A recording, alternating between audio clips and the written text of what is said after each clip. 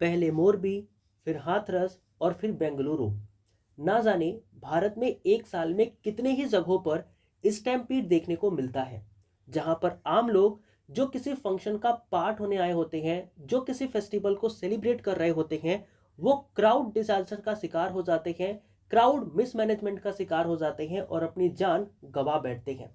सो आज के इस वीडियो में इस टॉपिक के अंदर हम क्राउड डिजास्टर इन इंडिया के बारे में जानेंगे, समझेंगे और देखेंगे कि इसके ऊपर अगर हमारे सीएपीएफ एग्जाम के अंदर क्वेश्चन पूछा गया तो हम एक ऐसे कैसे लिख सकते हैं। तो वीडियो को स्टार्ट करते हैं, उसके लिए आप ये इंट्रो देख सकते हैं। Around 100 people are dead and scores injured after a stampede at a Hindu religious gathering in India's northern state of Uttar Pradesh.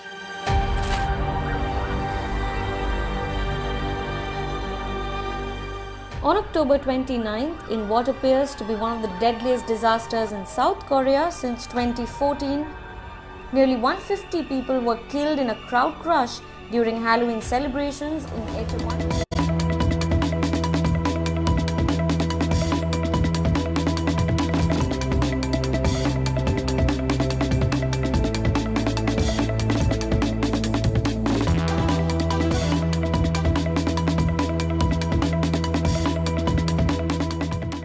अगर वीडियो को स्टार्ट करूं और आपको मैं बताऊं कि देखो भारत के अंदर क्राउड डिजास्टर जो है ना, वो one of the major problem है जो कि हमें फेस करने को मिलती है। चाहे आप रेलवे के अंदर ट्रेवल कर रहे हो, चाहे आप बसों के अंदर ट्रेवल कर रहे हो, आपको भारत के अंदर क्राउड हर जगह देखने को मिल जाएगी। अब ये आखिर नतीजा क्या वीक प्लानिंग का है, पुअर कोऑर्डिनेशन का है, या फिर कल्चरल फैक्टर इसके पीछे जिम्मेदार है? उन हर एक चीज के बारे में इस वीडियो में हम डिस्कस करने वाले हैं। सबसे पहले हम बात करते हैं कि इस टॉपिक को हम इंट्रोड्यूस कैसे कर सकते हैं। तो इस टॉपिक को हम इंट्रोड्यूस कर सकते हैं कि India is known for its large public gathering. आप सभी को पता है कि भारत अपने लार्ज पब्लिक गैदरिंग की वजह से काफी ज्यादा पॉपुलर है। हम दुनिया के मोस्ट पॉपुलर कंट्री हैं। इसके अलावा आप ध्यान रखना कि भारत के अंदर चाहे कोई सा भी रिलीजियस फेस्टिवल हो जाए, इलेक्टोरल रैलीज हो जाए, या फिर स्पोर्ट के सेलिब्रेशन हो जाए, या फिर कोई सोशल मोमेंट्स हो जाए, उनके अंदर आप पार्टिसिपेंट्स को हर बार लगातार इंक्रीज होता हुआ ही देखेंगे। From Kumbh Mela and temple festivals to victory parade and political meetings. यह आपको कंसेप्ट पता होगा कि जब हम एंट्रो में फ्रॉम एंड टू का यूज करते हैं तो एंट्रो काफी अच्छा लगता है, तो उसी कंसेप्ट का यहां पर यूज किया गया है कि from Kumbh Mela to temple festivals to victory parade to political meetings, millions of people participate in such event every year. This gathering reflect India's rich culture and democratic spirit. सभी को पता है कि भारत के अंदर जो कुंभ मेला है, वहां से लेकर के जो टेम्पल के फेस्टिवल होते हैं वहां तक, चाहे वो विक्ट्री परेड हो जाए या फिर पॉलिटिकल मीटिंग्स हो जाए, मिलियंस में जो पार्टिसिपेंट है वो हर साल इन सब चीज़ों के अंदर पार्टिसिपेट करते हैं। जो ये गैदरिंग है वो रिफ्लेक्ट करती है भारत के रिच कल्चर और डेमोक्रेटिक स्पिरिट की। हालांकि ये जो चीज है, alongside this vibrancy, India has repeatedly witnessed tragic crowd disasters। यानी कि भारत के अंदर एक तरीके से चीजें अच्छी भी हैं, हमें दिखाई पड़ती है कि हमारा इतना रिच कल्चर है, डेमोक्रेटिक स्पिरिट है, लेकिन इसके बावजूद हमें ये हर साल देखने को मिलता है कि भारत के अंदर इस क्राउड डिजास्टर के अंदर कई सारे लोगों की जान जो है वो चली जाती है। कुछ इंसिडेंट जैसे कि 1954 का कुंभ स्टैम्पीड, आपको याद होगा, रतनगढ़ टेम्पल ट्रेजेडी जो कि 2013 में हुआ था, और हाथरस इंसिडेंट जो कि 2024 के अंदर हुआ था। इसके अलावा जो करूर रैली स्टैम्पीड है तमिलनाडु के अंदर, वो देखने को मिला। And then RCB victory parade incident that was happened in Bengaluru. ये दिखाता है कि क्राउड मिसमैनेजमेंट जो है वो हमारे इंडिया का एक one of the major serious concern है। आई होप कि जो मैंने आपको बताया वो आपको क्रिस्टल क्लियर रहा होगा। अब जैसे आपने ये चीज बोला ना, अब आप यहां पर क्या कर सकते हो, इन चीजों को कैसे फिर से रीराइट करके लिख सकते हो। इसको आप लिख सकते हो कि दिस, यानी कि ये जो चीजें हैं, this raises an important question. अब ये जो चीजें हैं वो इंपॉर्टेंट क्वेश्चन रेज करती हैं। Are this disaster causes by poor planning? क्या ये जो डिजास्टर हमें देखने को मिलता है ये पुअर प्लानिंग का नतीजा है, वीक कोऑर्डिनेशन या फिर वीक कोऑर्डिनेशन का नतीजा है, या फिर कल्चरल बिहेवियर का नतीजा है? In this reality, all three play a role, but failure in a governance and administration remain the most decisive factor. यानी कि अगर आप देखोगे भारत के अंदर, तो ये जो हमारे डिजास्टर देखने को मिलते हैं, इनमें पुअर प्लानिंग का भी रोल है, इनमें हमारी वीक कोऑर्डिनेशन का भी रोल है, और इनमें जो कल्चरल बिहेवियर है इनका भी रोल है। लेकिन इन सभी में जो सभी का सबसे ज्यादा रोल है वो है failure of governance and administration, क्योंकि ये जो चीजें हैं वही हमारे इन चीजों को डिसाइड करती हैं, और इनके फेलियर की वजह से इस तरीके के क्राउड डिजास्टर जैसी चीजें हमें इंडिया के अंदर देखने को मिलती है। नाउ वी विल मूव, अब यहां तक हमारा इंट्रो था। अब इंट्रो के बाद हम बॉडी के ऊपर बढ़ेंगे। जब हम बॉडी के ऊपर जाएंगे तो हम क्या लिख सकते हैं, हम यहां लिख सकते हैं weak planning the root causes of the most tragedy. यानी कि जो वीक प्लानिंग है ना, ये रूट कॉजेस है ज्यादातर जितनी भी ट्रेजेडी हमारे भारत के अंदर होती है उन सभी के लिए। आपको यहां पर पता लगेगा कि poor planning is the foundation of many crowd disaster in India. Large event often organise without proper scientific assessment of risk, capacity and infrastructure. यानी कि भारत के अंदर बहुत बड़े बड़े जो ऑर्गेनाइजेशंस हैं वो फेस्टिवल्स को या फिर अलग अलग चीज़ों को ऑर्गेनाइज करती हैं, लेकिन वो प्रॉपर असेसमेंट नहीं करती कि वहाँ पर रिस्क कितना है, उसकी कैपेसिटी कितनी है। फॉर एग्जांपल आप बेंगलुरु का एग्जांपल ले सकते हो, या फिर किसी भी जगह का, जैसे ट्रेन का एग्जांपल ले लो, उसके अंदर अगर सीटें 100 होती है तो लोग 500 होते हैं। तो इट सीम्स कि हमारे पास कैपेसिटी को सही से परखने की बोल सकते हो कि असेसमेंट नहीं है, साइंटिफिक वे नहीं है, हम इंफ्रास्ट्रक्चर उतने ज़्यादा डेवलप नहीं कर पा रहे, जिसकी वजह से हमारे ये जो ट्रेजेडिक इंसिडेंट्स हैं वो हमें देखने को मिलते हैं। अब इनमें सबसे पहला अगर हमें बात करनी है वीक प्लानिंग की, तो वीक प्लानिंग में सबसे पहला आपको क्या देखने को मिलेगा, आपको देखने मिलेगा लैक ऑफ सेफ इंफ्रास्ट्रक्चर। यानी कि हमारे पास सेफ इंफ्रास्ट्रक्चर नहीं है। आपको याद होगा मोरबी का ब्रिज, जहां पर क्या हुआ था कि मोरबी का ब्रिज पे जब बहुत सारे लोग थे तो ब्रिज अचानक से टूट गया था, जिसके अंदर काफी लोगों की जान चली गई थी। तो इट शोज कि यहाँ पर आपके पास जो इंफ्रास्ट्रक्चर है वो सेफ है ही नहीं। तो आप क्या लिख सकते हो कि many venues do not have enough entry and exit gates. कई सारी हमारी वेन्यू ऐसी है इंडिया में जहां पर क्राउड होती है, लेकिन ना तो वहां पर इनफ एग्जिट गेट है ना ही एंट्री गेट है, इमरजेंसी कॉरिडोर्स भी नहीं है, और प्रॉपर बैरिस्केडिंग भी वहां पर नहीं दिखाई पड़ती है। काफी पतले पतले रास्ते हैं जिसके होते हुए लोग क्या करते हैं, अपने यात्रा को कंटिन्यू करते हैं। फॉर एग्जाम्पल आप लिख सकते हो जैसे कि वैष्णो देवी का टेम्पल हो गया, सबरीमाला टेम्पल हो गया, या फिर और भी बहुत सारे लोकल टेम्पल ऐसे हैं जहाँ के जो रास्ते हैं वो काफ़ी ज़्यादा पतले हैं, काफ़ी ज़्यादा नैरो हैं, जो क्रिएट करते हैं प्रेशर कहाँ पर, किसी एक पॉइंट के अंदर, और जब वहाँ पर क्राउड फंस जाती है तो इसके वजह से आपको बहुत बड़ी ट्रेजेडी भी देखने को मिलती है। टेम्पररी स्टेजेस में अगर आप देखोगे तो temporary stages and the tents are some time erected without safety checks and increasing the risk of collapse of planning. कहने का मतलब ये है कि कई जगहों पर जब ऐसी चीजें होती हैं तो टेम्पररी स्टेजेस में क्या होता है कि लोग वहां पर टेंट लगा लेते हैं। अब जब कोई टेंट लगाता है, कोई कहीं पे रहने लगता है, तो आसपास की चीजों को वो उतना ज्यादा परखता नहीं है, इतना ज्यादा चेक करता नहीं है, और जब वहां पर धीरे धीरे करके लोग आने इकट्ठे होते हैं तो उसके वजह से वहां पर एक कोलैप्स हो जाता है, और वहां पर काफी बड़ा पैनिक और रिस्क जो है वो क्रिएट हो जाता है। तो ये आपका लैक ऑफ सेफ इंफ्रास्ट्रक्चर है, जो कि आप एक पॉइंट बना करके एक पैराग्राफ आप इसके अंदर लिख सकते हो। ठीक है, चलो इसके बाद अगर आपको बताऊं कि इसका रीजन और क्या है, अगर आप वीक प्लानिंग की बात करते हो तो वीक प्लानिंग में और क्या लिख सकते हो, आप लिख सकते हो रॉन्ग क्राउड एस्टिमेशन। यानी कि देखो, अगर आप प्लानिंग करते हो तो आप एक एस्टिमेट लगा के चलते हो कि हाँ 500 लोग इकट्ठे होने वाले हैं, लेकिन भारत के अंदर ये देखने को मिला है कि हमें क्राउड एस्टिमेशन में ही गलती कर दी है, हमें पता ही नहीं होता कि लोग कितने आएंगे। अगर आप देखोगे तो जो ऑर्गेनाइजर्स हैं वो आमतौर पर अंडर एस्टिमेट कर देते हैं कि कितने सारे लोग एक जगह पर इकट्ठा होने वाले हैं। अब जब लोग वहां पर इकट्ठे होने स्टार्ट होते हैं तो पता लगता है कि जो उस वेन्यू की कैपेसिटी है वो उस कैपेसिटी को पार कर जा रहे हैं, सरपास कर जा रहे हैं। फॉर एग्जाम्पल अगर आप देखोगे, यहां पर आप एक एग्जाम्पल लिख सकते हो कि इन द हाथरस एक्सीडेंट, आपको पता है यूपी के हाथरस में क्या हुआ था, 2024 के अंदर एक स्टैम्पीड हो गई थी। वहां पर क्या हुआ था कि एक्चुअल में जो टर्नआउट हुई थी ना, जो भीड़ आई थी वो काफी ज्यादा आ गई थी, तो हायर देन द एक्सेप्टेड भीड़ आपको वहां पर देखने को मिली, जिसके वजह से वहां पर एक स्टैम्पीड हो गया, जिसके वजह से वहां पर कॉग्निशंस की वजह से काफी लोगों की जो जान है वो चली गई। Similarly in the several political and entertainment event अगर आप देखोगे तो लास्ट मिनट पर पब्लिसिटी क्या होते हैं, इंक्रीज कर देते हैं अपने टर्नआउट को, और इसके वजह से वहां पर अरेंजमेंट फेल हो जाता है एंड इस तरीके के क्राउड डिजास्टर आपको देखने को मिलते हैं। तो कहीं ना कहीं रॉन्ग क्राउड एस्टिमेशन एक इसका रीजन हो गया, और दूसरा आपने देखा कि लैक ऑफ सेफ्टी इंस्ट्रूमेंट। तो इन दोनों ही चीजों को मिलाकर के आप एक अच्छे पॉइंट अपने ऐसे के अंदर डाल सकते हैं, एंड जो मैंने एग्जांपल दिए उन एग्जांपल का भी आप यूज कर सकते हैं। फिर हमारे पास आता है क्या, poor medical and emergency facilities. देखो हमारे पास मेडिकल और इमरजेंसी फैसिलिटीज भी ना उतने हाई क्वालिटी की नहीं है। क्यों नहीं है, क्योंकि आप देखो मेनी गैदरिंग, मतलब बहुत सारी जगहों पर जब बहुत ज्यादा भीड़ इकट्ठा होती है तो वहां पर क्या होता है कि टेम्पररी अस्पताल बनाए जाते हैं, ताकि अगर किसी को कोई प्रॉब्लम हुई तो उसको अस्पताल में ना ले जाकर के वहीं पर हम ट्रीटमेंट कर दें, होता है, आपने देखा होगा।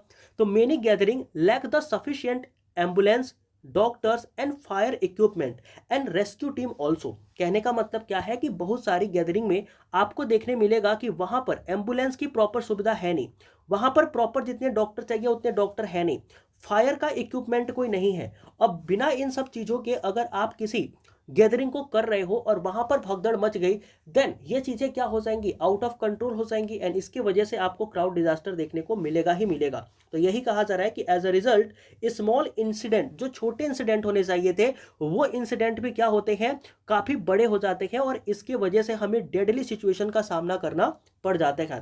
तो as a result a small incident like a fainting or pushing, ये क्विकली टर्न हो जाते हैं किस में, डेडली सिचुएशन में, और ये सिचुएशन काफी वर्स हो जाती है। इसलिए हम कह सकते हैं कि जो वीक प्लानिंग है वो क्रिएट करती है a fragile environment where even a minor disturbance can causes a mass casualty. मतलब कि इसलिए हम कह सकते हैं कि जो हमारी वीक प्लानिंग है ना, ये क्या क्रिएट करती है, एक फ्रगाइल इन्वायरमेंट बना देती है, जहां पर एक छोटा सा डिस्टर्बेंस क्या करता है, एक बहुत बड़ी कैजुअलिटी को रिप्रेजेंट करता है या फिर पैदा कर देता है, उत्पन्न कर देता है। तो ये चीज आपको poor medical emergency, wrong crowd estimation and lack of safe instrument के अंदर अगर आप चाहें तो आप एक अच्छा पॉइंट बना करके क्या कर सकते हो, जो आपका पॉइंट है वीक प्लानिंग का उसको आप एक्सप्लेन कर सकते हो। ठीक है, तो अगर आप वीक प्लानिंग का कोई पैराग्राफ लिख रहे हो तो उसके अंदर 2-3 पैराग्राफ बना करके आप इन सारी चीजों को विद एग्जाम्पल रिप्रेजेंट करोगे, देन आपका ऐसे काफी बेहतरीन हो जाएगा। ठीक है, चलो अब हम बात करते हैं वीक प्लानिंग के बाद पुअर कोऑर्डिनेशन के ऊपर। अब देखो पुअर कोऑर्डिनेशन के फेलियर से क्या होता है, उन चीजों के बारे में हम बात करते हैं। अगर आप देखोगे even when plan exit on paper, मतलब जो हमारा प्लान है वो पेपर पे एग्जिस्ट करता है, मतलब हमें पता है कि लोगों को कहां से लाना है, कहां से निकालना है, अगर स्टैम्पीड हो गई तो हमें कौन से एरिया को ब्लॉक करना है, ये सब हमें पता है। लेकिन जो पुअर कोऑर्डिनेशन है ना, ये क्या करता है कि जो हमारे प्लान है उनको इनइफेक्टिव बना देता है, मतलब ये प्लान प्रॉपर हमारे लागू हो ही नहीं पाते। क्राउड मैनेजमेंट के लिए जरूरी है कि आप क्या करो, कॉपरेशन दिखाओ among the police, district administration, health department and disaster response team and organisers. यानी कि अगर आप चाहते हो कि क्राउड को मैनेज कर पाओ तो आपको जरूरी है कि आप क्या करो, आप कॉर्पोरेशन दिखाओ, आप दोनों ही टीमों के साथ, चाहे आपकी पुलिस टीम हो, चाहे आपकी डिस्ट्रिक्ट एडमिनिस्ट्रेशन की टीम हो, चाहे आपकी कोई सी भी टीम हो, आप हर उस टीम के साथ एक कॉर्पोरेशन दिखाओ, तभी जाकर के आप क्या कर सकते हो, इस क्राउड मैनेजमेंट को कहीं ना कहीं आप कोऑपरेट कर सकते हो और इन चीजों को मैनेज कर सकते हो। अब अगर हम बात करते हैं इसी में, तो हमारे पास क्या आता है, पुअर कोऑर्डिनेशन में आप देखोगे तो आता है लैक ऑफ रोल क्लैरिटी। मतलब यहां पर जो लोग इस गैदरिंग के पार्ट होते हैं, जो ऑफिशियल्स होते हैं, उनको कई बार अपने रोल्स के बारे में पता ही नहीं होता। जैसे अगर आप देखोगे तो often no one clearly knows who is responsible for what, मतलब किसी को पता ही नहीं है कि कौन किस चीज के लिए जिम्मेदार है। Police, volunteer and private security agency work without proper coordination, उनके बीच में कोऑर्डिनेशन ही नहीं हो रहा है, बिना कोऑर्डिनेशन के वो काम किए जा रहे हैं, जिसकी वजह से कंफ्यूजन हो जाती है जब भी कोई इमरजेंसी की सिचुएशन आती है। तो आप लैक ऑफ रोल क्लैरिटी में ये सब चीजें लिख सकते हो, और ये पार्ट किसका होगा, पुअर कोऑर्डिनेशन का। ठीक है, चलो इसके बाद हमारे पास आता है कम्युनिकेशन गैप। अब देखो कम्युनिकेशन गैप कैसे आता है, आपको पता लगेगा कि मोस्ट ऑफ द इवेंट के अंदर जो हमारे modern command and control system है ना, वो मौजूद होते हैं, लेकिन होता क्या है कि in modern command and control system की कमी होती है। मतलब हर किसी पर्सन के पास एक कमांड सिस्टम होना चाहिए, लेकिन होता नहीं है। मतलब कि lack of modern command and control system आपको देखने को मिलता है, जिसके लिमिटेड यूज से जो रियल टाइम मॉनिटरिंग है वो क्या हो जाती है, कम हो जाती है। पब्लिक अनाउंसमेंट कम हो जाती है और डिजिटल कम्युनिकेशन टूल के अंदर हमें डिले देखने को मिलता है। तो warning about the overcrowding some time ignore कर दी जाती है या फिर डिले हो जाती है। इन सब चीजों की वजह से कम्युनिकेशन गैप आ जाता है और ये फर्दर हमारे कहीं ना कहीं जो क्राउड डिजास्टर है उसका पार्ट बन जाती हैं और उनको कहीं ना कहीं और ज्यादा ये बढ़ा देती है। इसके बाद से हमारा आता है रिएक्टिव अप्रोच। अब ये रिएक्टिव अप्रोच क्या है, इसे अगर आप लिखना चाहोगे पुअर कोऑर्डिनेशन में तो आप कैसे लिख सकते हो? देखो, इसमें आप कह सकते हो कि अथॉरिटीज जो हमारी होती है ना, वो यूजुअली एक्ट करती है आफ्टर अ क्राइसिस। मतलब क्राइसिस हो गया तो क्राइसिस के बाद अब काम करना शुरू किया जाएगा, इंस्टेड ऑफ प्रिवेंटिंग इट। मतलब उसे रोका नहीं जाएगा, जब हो रहा है तब उसे रोकने की कोशिश नहीं करी जाती। जब एक बार क्राइसिस हो गया तो हम क्या करते हैं, उसको रोकने की कोशिश करते हैं। एग्जाम्पल से समझो इस चीज को। फॉर एग्जाम्पल इन 2008 यानी कि 2008 में हुआ क्या था कि जोधपुर के अंदर एक स्टैम्पीड देखने को मिला था। र्यूमर्स कहते हैं, rumour spread rapidly but officials fail to control panic due to the poor coordination. मतलब यहां पर अगर आप 2008 का एग्जांपल लिखोगे तो काफी ज्यादा अच्छा होगा। क्यों? क्योंकि जोधपुर स्टैम्पीड में ये देखने को मिला कि वहां पर लोगों ने एक र्यूमर्स फैलाया कि भैया यहां पर बहुत बड़ा क्या हो गया है, स्टैम्पीड हो गया है, भगदड़ हो गई है, ओवर क्राउडेड हो गया है। लेकिन ये चीज जो पुअर कोऑर्डिनेशन है इसके वजह से जो प्रॉपर ऑफिशियल्स हैं, अथॉरिटीज हैं, उनके पास नहीं पहुंच पाई थी, जिसके वजह से बाद में क्या हुआ कि यहां पर एक बहुत बड़ा स्टैम्पीड देखने को मिला। Recent incident at a political rallies and a sport celebration also shows that crowd control is often improved rather than planned। यानी कि जितने प्लानिंग आपने करी, अगर आपने उस तरीके से अगर इंप्रूव कर लिया होता जो भी आपके पॉलिटिकल रैलीज या स्पोर्ट के सेलिब्रेशन है, तो आपको इस तरीके के जो डिजास्टर्स हैं वो देखने को नहीं मिलते। तो आप क्या कर सकते थे, पुअर कोऑर्डिनेशन के अंदर इन 3 पॉइंट को समराइज करके एक अच्छा पैसेज या फिर एक अच्छा पैराग्राफ जो है वो लिख सकते थे। अब हम आते हैं अगले सेक्टर पे या अगले फैक्टर पे, जो कि हमारा होता है क्या, कल्चरल फैक्टर। अब देखो, इंडिया के अंदर कल्चरल फैक्टर भी है, हम इसे मना नहीं कर रहे, क्योंकि हमारा सोशल एंड बिहेवियरल जो डायमेंशन है वो इसी चीज पे टिका हुआ है कि हम कितना किस में जाकर के मिलते हैं। तो आपको अगर यहाँ पर मैं बताऊं कल्चरल ट्रेडिशन के बारे में, तो आपको पता लगेगा कि cultural tradition and social behaviour also influence crowd dynamic in India. बिल्कुल सही बात है, क्योंकि भारत में अगर आप देखोगे तो त्योहारों में लोग मिलते हैं, गाड़ियों से ट्रेवल करके एक जगह तो दूसरे जगह जाते हैं। तो इन सब फेस्टिवल्स के टाइम पर ओवर क्राउडिंग होना आम बात है। तो इसके लिए हम क्या कर सकते हैं, आप लिख सकते हो रिलीजियस एंड इमोशनल इंटेंसिटी। इसमें आपको क्या पता लगेगा, इन रिलीजन इवेंट, अगर आप इन रिलीजियस इवेंट देखोगे जैसे कि कुंभ मेला हो गया, ठीक है, कुंभ मेला हो गया, छठ पूजा हो गया, मुहर्रम हो गया एंड गणेश विसर्जन हो गया। इनमें क्या होता है कि जो हमारे डिवोटी होते हैं ना, वो ऑफन क्या होते हैं, रस करते हैं to complete the ritual at a auspicious time. जैसे अगर मान लो आप जैसे एक बिहार का एग्जांपल लेते हैं, ठीक है ना, मान लो कोई बिहार का पर्सन है और वो मुंबई या फिर कई और जगहों पे रह रहा है, ठीक है। अब मान लो उसके यहाँ छठ पर्व पड़ा है और छठ का जो पर्व है वो एक फिक्स टाइम पर होगा ना, तो उस टाइम पर उस बिहार के पर्सन को बिहार में आना होगा। तो वो क्या करेगा, अगर ट्रेन में ओवर क्राउडिंग है, ज्यादा लोग हैं, तो भी क्या करेगा, वो उसी ट्रेन से आएगा। तो ये भी हमारे पास एक चुनौती है कि एक हमारे पास इंडिया में रिलीजियस एंड इमोशनल इंटेंसिटी भी है चीजों को लेकर के, कि जो दिया हुआ टाइम है, जो ऑस्पिशियस टाइम है, हमें उसी ऑस्पिशियस टाइम के ऊपर उस चीज को परफॉर्म करनी होती है, जिसकी वजह से जो ओवर क्राउडिंग है वो देखने को मिलती है, ठीक है। अब देखो यहां पर आप क्या कर सकते हो कि this emotional involvement reduce the attention to the personal security. अब यहां पर लोग अपनी पर्सनल सिक्योरिटी को क्या करते हैं, थोड़ी देर के लिए रिड्यूस कर देते हैं, बोलते हैं चलो कोई बात नहीं, 2-3 दिन का सफर है, बिना सीट के भी निकाल लेंगे, लेकिन हमें अपने घर टाइम से पहुंचना है। तो इस तरीके की चीजें क्या करती है, ओवर क्राउडिंग को कहीं ना कहीं बढ़ा देती हैं। फिर हमारे पास आता है क्या, दूसरा आता है फेथ ओवर सेफ्टी। अब जो लोग हैं ना, कई बार उनका जो फेथ होता है वो सेफ्टी से ऊपर चला जाता है, उनको सुरक्षा जो है ना वो नजर नहीं आती। उनका मानना है कि अगर वो भगवान के शरण में है तो उनके साथ कुछ गलत हो ही नहीं सकता, तो वो सेफ्टी को कई बार क्या करते हैं, इग्नोर कर देते हैं। जैसे अगर आप देखोगे तो मेनी पीपल बिलीव, मतलब बहुत सारे जो लोग हैं वह ऐसा बिलीव करते हैं, विश्वास करते हैं that divine protection will keep them safe, यानी कि जो उनकी भगवान की शक्ति है ना, जो भगवान है, देवी देवता है, वो उन्हें क्या करेंगे, बचा के रखेंगे, चाहे कितनी भी चीजें वो अपने जीवन में कितना भी डेंजर क्या कर ले ले।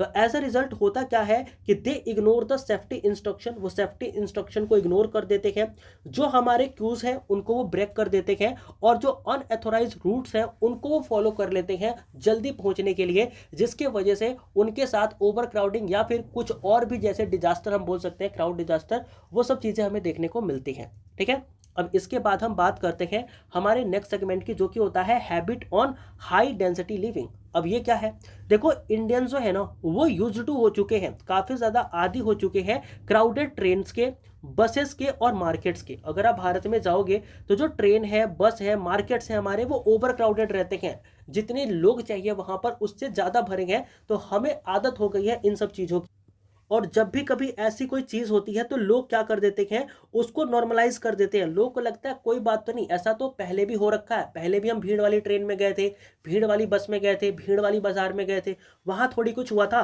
तो वो जो रिस्क हमारा है ना, उस रिस्क को वो परसेप्ट नहीं कर पाते, देख नहीं पाते। ठीक है, अब people fail to realise when a situation become dangerous, लोग सोच ही नहीं पाते कि अगर सोचो सिचुएशन डेंजरस हो गया तो फिर क्या होगा, तो लोग इस चीज को असेस ही नहीं कर पाते। हालांकि अगर आप देखोगे तो culture alone can not explain disasters, यानी कि अगर आप इस चीज के बारे में बात करोगे तो आपको पता लगेगा कि केवल इकलौता जो हमारा कल्चर है ना वही इस डिजास्टर को एक्सप्लेन नहीं कर रहा। Million participate safely in the similar event every year. अब देखो जब भी इस तरीके के इवेंट होते हैं तो ऐसा तो है नहीं कि सारे के सारे लोगों के साथ ऐसा कुछ होता है, बहुत सारे जो पार्टिसिपेंट है वो सेफली जाते हैं और सेफली आते भी हैं, उनके साथ कुछ गलत नहीं होता है। प्रॉब्लम तब अराइज होता है जब हमारी एडमिनिस्ट्रेशन क्या होती है, फेल हो जाती है ना। अगर आप कुंभ का एग्जांपल ले रहे हो या फिर बहुत सारी चीजों का एग्जांपल ले रहे हो तो ये तो पहले भी हो रखा है। अगर मान लो 2024 में कुंभ हुआ था तो 2012 में भी हुआ होगा। अब 2012 में तो ऐसी कोई सी भी घटना नहीं देखने को मिली ना, लेकिन 2024 में मिली। तो ऐसा इसलिए नहीं हुआ ना कि लोग आ गए, ऐसा इसलिए हुआ क्योंकि एडमिनिस्ट्रेशन हमारा क्या हो गया, फेल हो गया। तो केवल ये हम धर्म के ऊपर या फिर कल्चर के ऊपर दोष देके नहीं बच सकते, बल्कि हमें यह मानना होगा कि जो हमारा एडमिनिस्ट्रेशन था वो फेल हो गया, जिसकी वजह से ये चीजें देखने को मिली है। अब देखो interconnection of all three factor. अब ये जो 3 फैक्टर हमने ऊपर पढ़े ना, कौन कौन से फैक्टर, वीक प्लानिंग के बारे में पढ़ा, पुअर कोऑर्डिनेशन के बारे में पढ़ा और कल्चर फैक्टर के बारे में पढ़ा। अब इन तीनों ही फैक्टर को अगर हम कंबाइन करें और इंटरकनेक्ट करें तो हम क्या लिख सकते हैं, हमें पता लगेगा कि जो क्राउड डिजास्टर है ना वो रेयरली कॉज होती है बाय अ सिंगल फैक्टर। ऐसा नहीं है कि किसी एक फैक्टर की वजह से आपका ये जो क्राउड डिजास्टर है वो क्या हो रहा हो, कॉज हो रहा हो। They occur when poor planning, weak coordination and risky behaviour combine, यानी कि जब आपकी पुअर प्लानिंग हो जाएगी, वीक कोऑर्डिनेशन हो जाएगा और जो आपकी रिस्की प्लानिंग है, रिस्की बिहेवियर है वो आ जाएगी, तब इस तरीके की चीजें हमें देखने को मिलती है। अ गुड एग्जाम्पल अगर आप यहां पर देखना चाहो तो इन 2019 कुंभ मेला इन प्रयागराज, तो 2019 के अंदर जो प्रयागराज के अंदर कुंभ का मेला लगा हुआ था, वहां पर आपको क्या देखने को मिलेगा, despite hosting over 20 crore visitors, यानी कि उस मेले के अंदर भी 20 करोड़ जो विजिटर्स है ना, यानी कि 20 करोड़ जो लोग हैं उस मेले को देखने के लिए आए, and it remained largely safe due to the strong planning, use of technology, medical preparedness and administrative discipline. तो जो 2019 के अंदर जो लोग कुंभ मेला देखने गए, उनमें से उन 20 करोड़ लोगों में से बहुत सारे लोग जो है वो सेफली यानी कि सुरक्षित अपने घर वापस आ गए थे। क्यों आ गए थे, क्योंकि उस टाइम पर जो हमारी एडमिनिस्ट्रेशन थी उसके अंदर प्लानिंग बहुत अच्छी थी, उनकी टेक्नोलॉजी उस समय पर जो यूज करी गई थी वो अच्छी थी, और जो मेडिकल प्रिपेयर्डनेस था वो भी काफी अच्छा था। यानी कि अगर हम इन सारी चीजों को अच्छा रखेंगे तो मोस्ट ऑफ द टाइम हम इस क्राउड डिजास्टर से बच सकते हैं। अगेन आप चीज ध्यान में रखना, on the other hand tragedies have occurred when non-religious events like political rallies and victory parade proving that culture is not the main issue, governance and preparedness are the real deciding factor। तो वही चीज मैं आपको बता रहा हूं जो यहाँ पर लिखा है कि ऐसा नहीं है कि कल्चर ही इकलौता जिम्मेदार है, क्योंकि अगर आप कल्चर को हटा के देखोगे तो जो नेता की रैली होती है, पॉलिटिकल रैलीज के अंदर, विक्ट्री परेड के अंदर कई बार ऐसा होता है जो कि नॉन कल्चरल इवेंट है, वहां पर भी इस तरीके की चीजें देखने को मिली है। यानी कि रीजन कहीं ना कहीं क्या है, तो जो हमारी गवर्नेंस है या जो प्रीपेयर्डनेस है वो इसका रीजन है, जिसकी वजह से हमें ये सारी चीजें देखने को मिलती हैं। ठीक है, अब अगर मान लो इतनी ज्यादा प्रॉब्लम है तो इस प्रॉब्लम का सोल्यूशन क्या हो सकता है, हमारे वे फॉरवर्ड पॉइंट क्या हो सकते हैं। अगर आप सजेशन देना चाहो इस तरीके के फ्यूचर डिजास्टर से बचने के लिए तो आप क्या दे सकते हो। तो सबसे पहला सजेशन है, to reduce the crowd related tragedy India must adopt a scientific and institutional approach. यानी कि हमें साइंटिफिक और इंस्टीट्यूशनल अप्रोच को क्या करना चाहिए, ऐड ऑन करना चाहिए, ताकि हम इस तरीके के चीजों को क्या कर सके, अवॉइड कर सके। सबसे पहले तो मैं आपको बताता हूं साइंटिफिक प्लानिंग। अब ये साइंटिफिक प्लानिंग क्या है, तो आपको पता लगेगा कि authorities should use the data analytics. यानी कि जो हमारी अथॉरिटीज है उनको डेटा एनालिटिक्स के बारे में पता होना चाहिए। उन्हें पता होना चाहिए कि जो क्राउड है वो किस तरीके से बढ़ रही है। अगर आपको पता हो, आपने देखा होगा कि जो हमारी भीड़ थी 2019 में वो क्या थी, 2024 के कंपैरिजन में कम थी। यानी कि 2024 में ज्यादा लोग आए थे। ऐसे ही अब 2026 या 2028 के अंदर जब कुंभ होगा, 2020 के अंदर जब कुंभ होगा, जब भी होगा, तो उस टाइम पर क्या होगी, हो सकता है कि भीड़ और ज्यादा आए, तो हमें प्रिपेयर भी उसी तरीके से करना होगा, है ना। यानी कि हमें अपने डेटा एनालिटिक्स के साथ अथॉरिटीज को क्या होना चाहिए, यूज्ड टू होना चाहिए, एआई बेस्ड क्राउड मॉडलिंग को अडॉप्ट करना चाहिए, सैटेलाइट मैपिंग और predict turn out and manage the movement. इन सब चीजों को हम क्या कर सकते हैं, अपने इन सभी चीजों के अंदर यूज कर सकते हैं, जिसकी वजह से हम क्राउड को अच्छे तरीके से मैनेज कर पाए और प्रिडिक्ट कर पाए। फिर हमारे पास आता है स्ट्रॉन्ग इंफ्रास्ट्रक्चर। अब देखो हमारे जो इंफ्रास्ट्रक्चर है, जो पुल है, जो रोड है, वो अच्छे होने चाहिए। ऐसा नहीं कि एक बार आपने पुल बनाया और उस पर 500 लोग आ गए और पुल ही टूट गया। ऐसा जब करोगे तो फिर क्राउड मैनेजमेंट हो ही नहीं पाएगा। ठीक है ना। तो कहने का मतलब क्या है, स्ट्रॉन्ग इंफ्रास्ट्रक्चर में आप लिख सकते हो कि venues must have multiple entry and exit point. यानी कि जिस भी वेन्यू पर आप लोगों को बुला रहे हो वहां पर कई सारे एंट्री और एग्जिट पॉइंट्स होने चाहिए, इमरजेंसी लेन होना चाहिए, प्रॉपर बैरिकेड्स होने चाहिए और क्लियर साइन बोर्ड होने चाहिए, ताकि किसी भी लोगों को कोई भी कंफ्यूजन ना हो। वो साइन बोर्ड, बैरिकेडिंग और इमरजेंसी लेन का इस्तेमाल करके अगर ऐसी कोई चीज होती भी है तो अपने आप को निकाल पाए बाहर। तो हम इन चीजों को क्या कर सकते हैं, रोक सकते हैं, बचा सकते हैं। नेक्स्ट हमारे पास सजेशन क्या आता है, ट्रेनिंग एंड कैपेसिटी बिल्डिंग। अब देखो जो हमारे पुलिस हैं, जो हमारे वॉलेंटियर हैं, जो हमारे स्टाफ हैं, उनको ट्रेंड करना चाहिए ताकि वो क्या करें, क्राउड साइकोलॉजी को समझ पाए। उन्हें पता हो कि फर्स्ट एड कैसे देना है और डिजास्टर के टाइम पर रिस्पॉन्स कैसा करना है। तो आप ट्रेनिंग एप कैपेसिटी बिल्डिंग भी क्या कर सकते हो, सजेशन में डाल सकते हो।